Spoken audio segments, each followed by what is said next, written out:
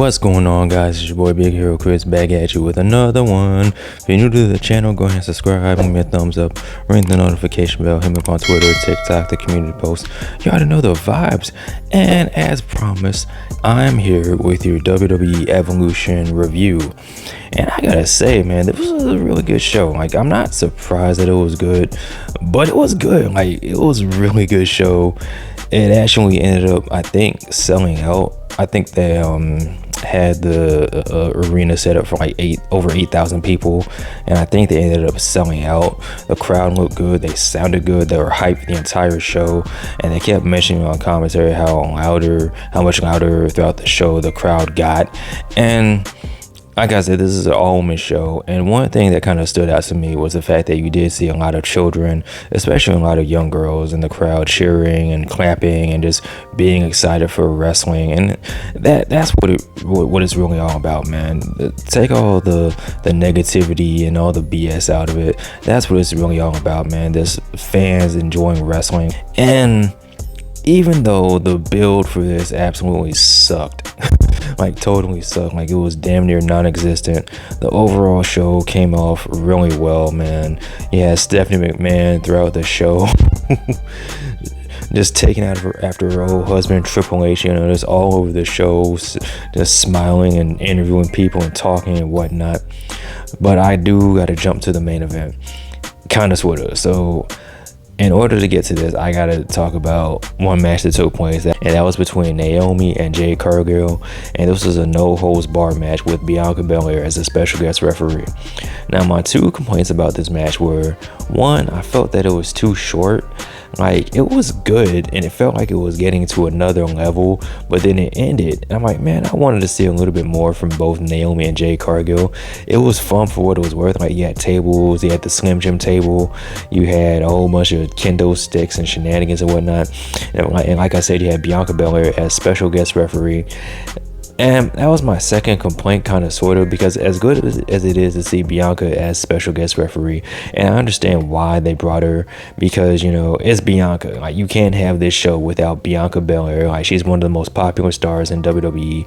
She's like a role model or whatever. So I understand the reasoning.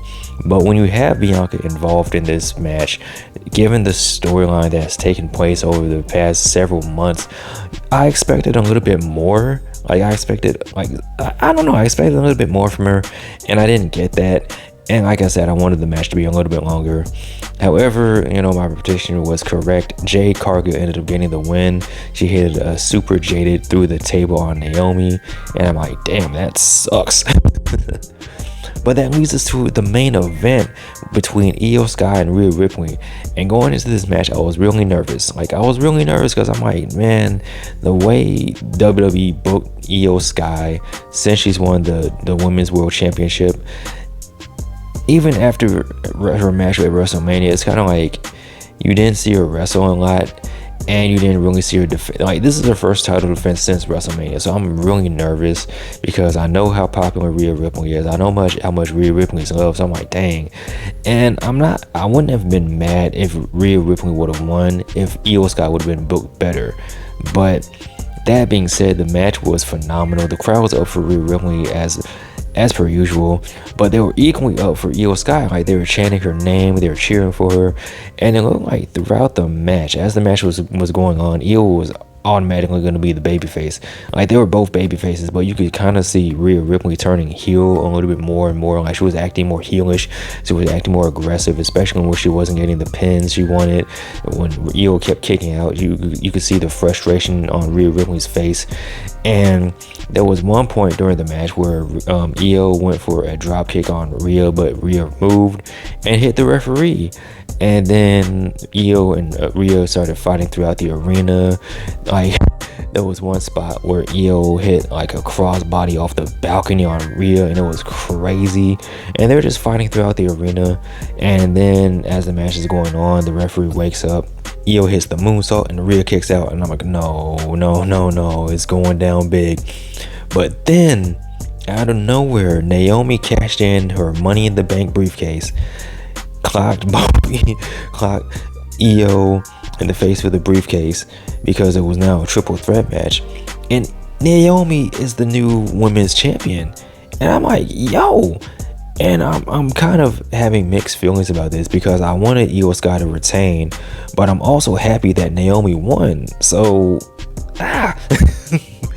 But yeah, man, Naomi is the new women's world champion. Like, it's crazy because a lot of people anticipated it being Jade Cargill and Tiffany Stratton at SummerSlam. Jade Cargill gets the win, and then that's when Naomi cashes in.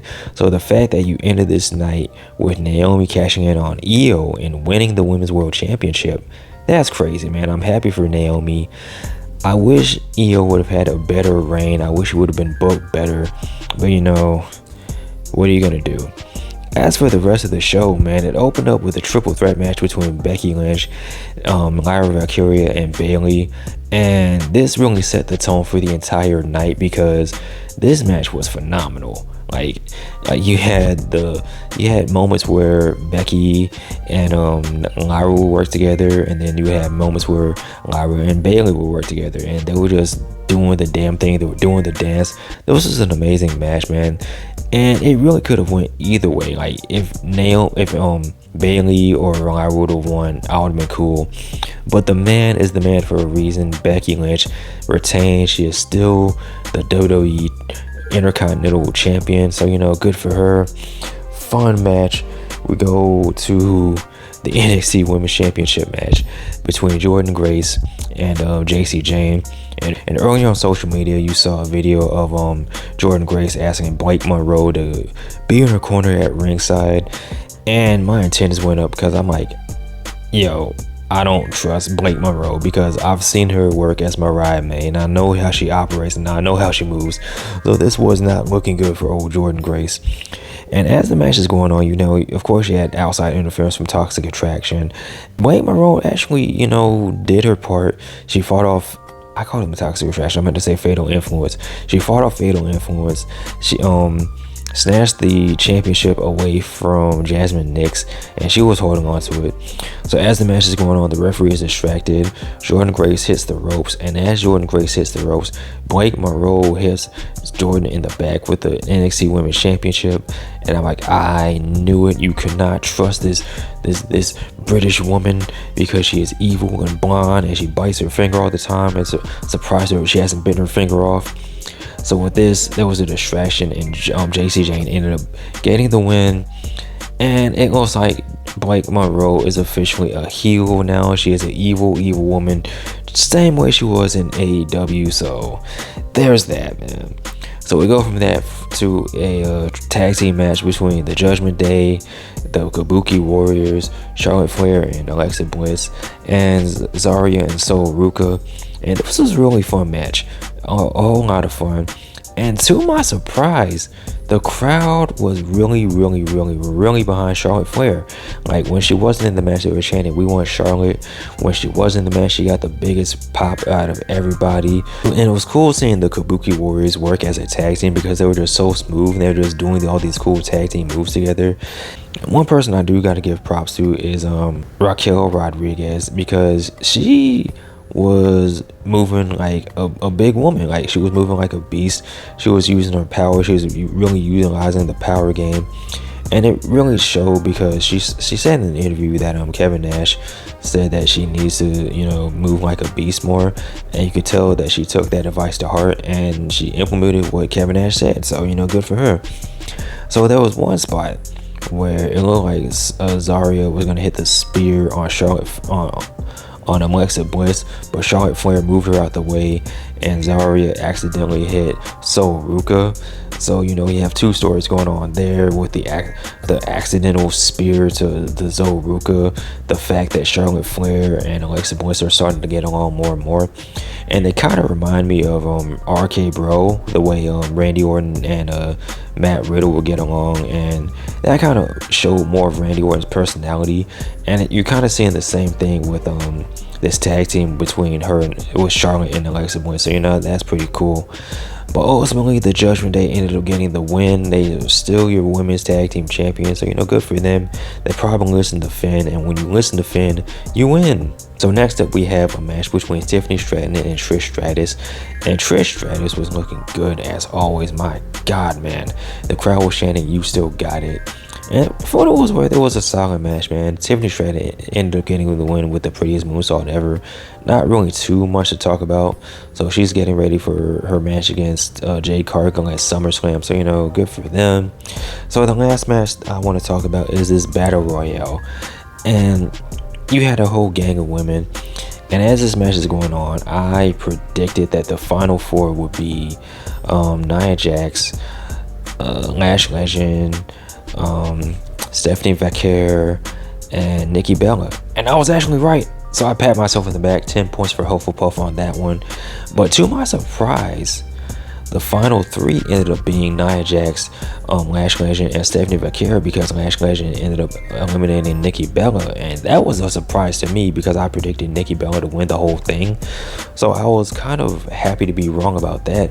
Because I'm like, okay, it's probably going to end up being between Lash Legend and Stephanie Valkyria. And those were actually the last two. And they put on a really good showing. It's really cool to see how far Lash Legend has come, because I watched NXT and I watched her when she first put up in NXT to where she is now. So it's really cool to see how far she's come, the progress, and how much she's improved in the ring.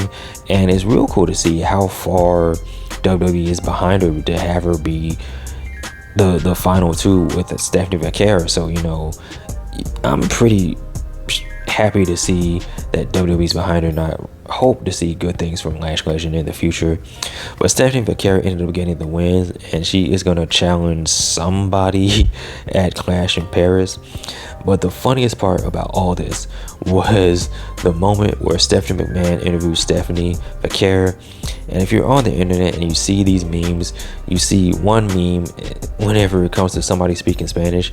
For some reason, Stephanie McMahon always makes his face like whenever she smiles very hard. And the running joke is she always looks like that person that goes to a Mexican restaurant and orders something in Spanish, and she's very proud of herself because she could do so. And the fact that she said Spanish words to Stephanie Valkyria was hilarious. So there is that. So with that being said, guys, I really enjoyed Evolution. I hope they keep it going in the future. I hope this isn't just a one and done. I hope this is a yearly thing. Hopefully next time it isn't against an AEW program. Hopefully they can book it, you know, and